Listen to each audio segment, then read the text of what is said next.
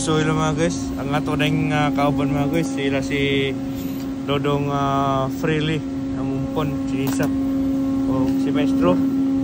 Tulumid rin mga guys sa Angkor Party. So ato na yung ato na siyang pangutanan mga guys kung unsay panganan kung unsa may panganan na dong, kanay mong higot dong, kanang tali ni mo dong.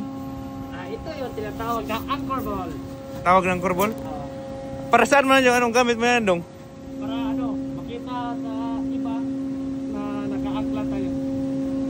Okay. So, dong, kailangan ba yan i-hoist dong kahit gabi or umaga o ano ba?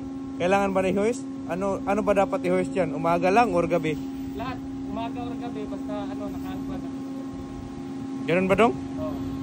Okay. So, yan lang ba dapat natin malalaman dong kung ano ang gamit ng Angkor Ball? Wala nang iba. Lang din.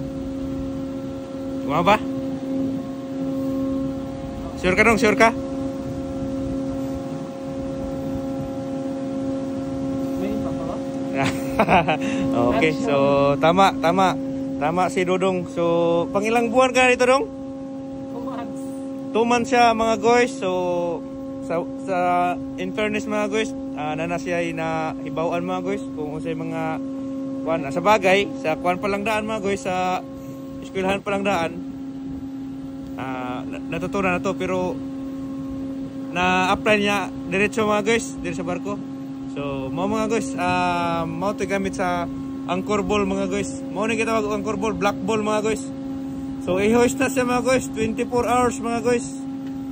Ang gabi mga guys, Angkor Ball plus Angkor Light.